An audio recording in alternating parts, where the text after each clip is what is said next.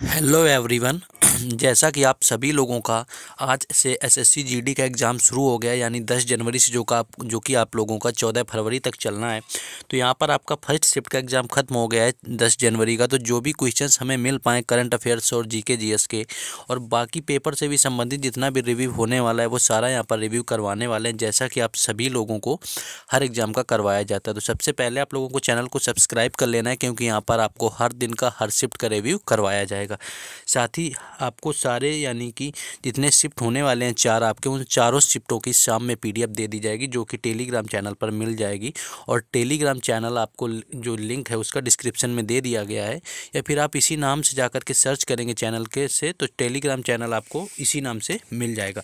बाकी किसी डाउट के लिए आपको व्हाट्सएप नंबर दिया हुआ है, या बाकी शिफ्टों में आपका एग्जाम होता है तो आप क्वेश्चन भेजकर हमें सपोर्ट भी कर सकते हैं। तो चलिए बिना टाइम वेस्ट के देखते हैं कि आज 10 जनवरी फर्स्ट शिफ्ट में कौन कौन से क्वेश्चंस आपके पूछे गए थे, कैसा रहा आपका एग्जाम ओवरऑल। और लेकिन उससे पहले आपको वीडियो को लाइक और चैनल को सब्सक्राइब जरूर कर लेना है सपोर्ट के लिए, क्योंकि यहाँ पर आपको हर एग्जाम से रिलेटेड एनालिसिस करवाया जाता है। चलिए शुरू करते हैं। पहला क्वेश्चन आपका पूछा गया था कि विजय हजारे ट्रॉफी 2017-18 का विजेता कौन था, यानी 2017 की आपकी विजय हजारे ट्रॉफी पूछी गई थी। अगर विजय हजारे ट्रॉफी की बात करें तो आप सभी को पता होगा कि ये क्रिकेट से संबंधित ट्रॉफी होती है। तो विजय हजारे जो ट्रॉफी आपकी थी 2016-17 की, आपकी टूर्नामेंट में भारत का 15वां मौसम था, यानी कि आपका यह आपके भारत के 28 घरेलू क्रिकेट टीमों द्वारा हुआ था, जिसमें कि तमिलनाडु ने आपका जीता हुआ था। तो यहाँ पर आपका विजेता पूछ लिया गया था कि 2017 का विजय हजारे ट्रॉफी का विजेता कौन था, तो तमिलनाडु इसका विजेता रहा हुआ था। और अगर इसकी हम बात करें कि इसका उप विजेता कौन था, तो यहाँ पर बंगाल यहाँ पर उप विजेता रहा था, यानी पश्चिम बंगाल को तमिलनाडु ने 37 रनों से हरा दिया था। और सबसे अधिक रन बनाने की बात करें तो सबसे अधिक रन यहाँ पर दिनेश कार्तिक ने बनाए हुए थे। नेक्स्ट क्वेश्चन देखेंगे। नेक्स्ट आपका पूछा गया था कि कलिंग का युद्ध किसके समकालीन लड़ा गया था, यानी कलिंग का युद्ध किसके बीच हुआ था। एग्जैक्ट ऑप्शन तो यहाँ पर हम लोगों को नहीं मिल पाते। तो कलिंग युद्ध महान मौर्य सम्राट अशोक और राजा अनंत पद्मनाभन के बीच 261-62 ईसा पूर्व में कलिंग के बीच में लड़ा गया था। अशोक ने युद्ध में राजा अनंत पद्मनाभन को पराजित किया था, यानी अशोक की इस युद्ध में विजय हुई थी, जिसके परिणाम स्वरूप कलिंग पर विजय प्राप्त की और मौर्य साम्राज्य में इसको मिला लिया था। लेकिन इस युद्ध के परिणाम विनाशकारी थे, तो इससे मौर्य सम्राट अशोक ने अंततः शांति का मार्ग चुन के आपका बौद्ध धर्म अपना लिया था, यानी इसी के बाद आपका हृदय परिवर्तन अशोक का हो गया था और युद्ध करना छोड़ दिया था। तो ये आपका पूछा गया था। नेक्स्ट क्वेश्चन हिस्ट्री से था। नेक्स्ट आपका क्वेश्चन स्टैटिक जीके से पूछ लिया गया था कि 2000 के नोट पर किसका चित्र बना हुआ। जैसे कि आपके सारे करेंसी होते हैं आरबीआई के, उन सभी के पीछे किसी ना किसी का चित्र यहाँ पर बना हुआ होता है। तो 2000 10 रुपये से लेकर अगर 500 रुपये यानी कि हर नोट की बात करें तो आपके पीछे कुछ ना कुछ भारतीय धरोहर की एक झलक दिखाई जाती है। तो यहाँ पर 2000 के नोट पर अगर आप देखेंगे तो पिछले आपको चंद्रयान की तस्वीर छपी हुई होती है। और रंग की बात की जाए तो ये आपका पिंक यानी कि गुलाबी कलर का होता है। तो यहाँ पर आपके पीछे नोट के छपी हुई फोटो पूछी गई थी किसका, यानी चित्र बना हुआ, तो मंगलयान यहाँ पर राइट आंसर था। वहीं अगर 500 की बात कर ली जाए तो 500 पे आपका दिल्ली का लाल किला बना होता है, 200 में आपके सांची का स्तूप बना होता है, 50 के नोट पे आपका हम्पी का रथ बना होता है, 100 में आपके रानी की वाव बनी होती है। तो ये सारी चीज़ें आपको याद रखना है जो कि पूछे जा सकते हैं। तो इससे रिलेटेड क्वेश्चन अच्छे से आपको याद रखना है कि किस नोट पर कौन सा चित्र बना हुआ होता है। नेक्स्ट क्वेश्चन देखेंगे। नेक्स्ट आपका पॉलिटी से पूछ लिया गया था कि संविधान में कुल कितने अनुच्छेद हैं। अगर अनुच्छेद की बात करें तो भारतीय संविधान में वर्तमान समय में 395 अनुच्छेद दिए हुए हैं, जिसमें कि 12 अनुसूचियां हैं और ये आपके सारे 25 भागों में विभाजित हैं। यानी अनुच्छेद पूछे गए थे जो कि 395 यानी 395 आर्टिकल भारतीय संविधान में दिए हैं, साथ ही 12 अनुसूचियाँ और ये आपके 25 भागों में विभाजित हैं। चलिए नेक्स्ट क्वेश्चन हम लोग देखेंगे। ये आपका ये भी देखिए पॉलिटी का क्वेश्चन था।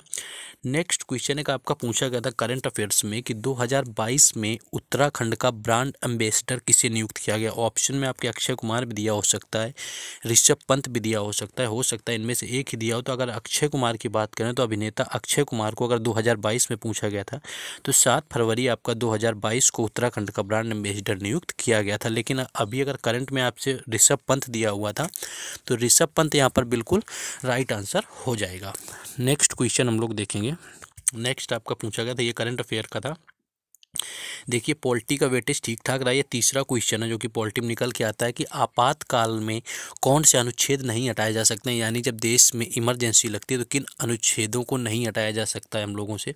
तो एक राष्ट्रीय आपातकाल के दौरान अनुच्छेद 20 और अनुच्छेद 21 को निलंबित नहीं किया जा सकता, जिसमें अनुच्छेद 20 आपका अपराधों के लिए सजा के संबंध में संरक्षण है और अनुच्छेद 21 आपका जीवन और व्यक्तिगत स्वतंत्रता का संरक्षण है।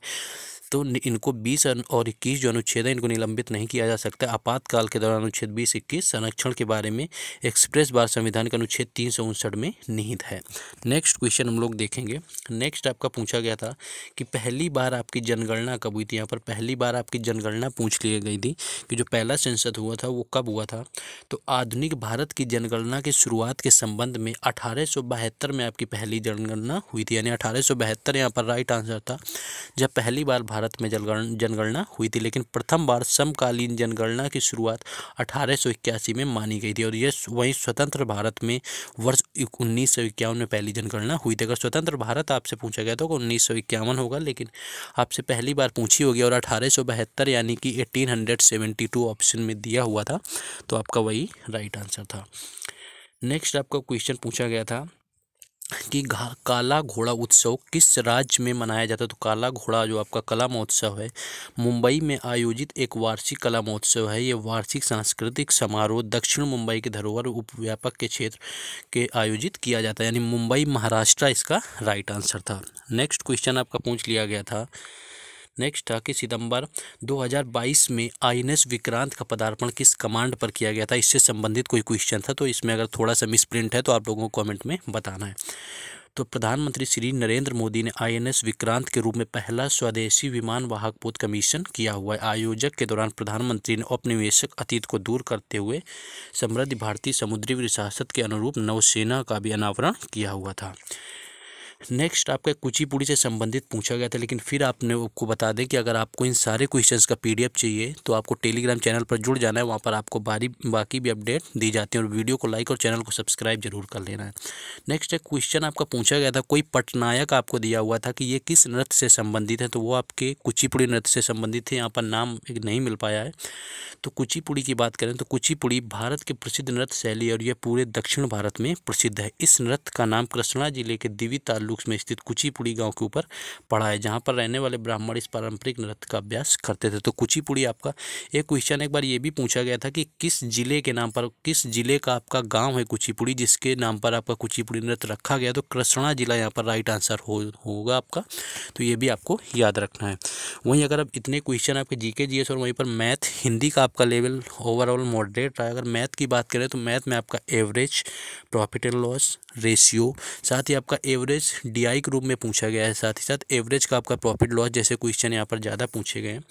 यानी आप ओवरऑल कहेंगे अगर आपने RS अग्रवाल जो बुक आती है अगर उसको आपने सॉल्व कर रखा है एक बार अच्छे से, तो आपका ऑलमोस्ट क्वेश्चन 17 to 18 आप आराम से स्कोर कर सकते हैं। साथ ही वहीं रीजनिंग की बात करें तो रीजनिंग का आपका लेवल भी काफ़ी मॉडरेट रहा है। रीजनिंग भी आपकी टफ नहीं पूछी गई, लेकिन आपको उतने ही अटैम्प्ट करने हैं जितने आपको आते। नेगेटिव मार्किंग नहीं लेनी है, यानी कि आपको ऐसे ही फ्लूक से आपको अटैम्प्ट नहीं करना है। तो अगर अभी तक आपने वीडियो को लाइक नहीं किया तो वीडियो को लाइक कर दें, चैनल को सब्सक्राइब कर लें। बाकी मिलेंगे सेकेंड शिफ्ट के एनालिसिस में। जय हिंद।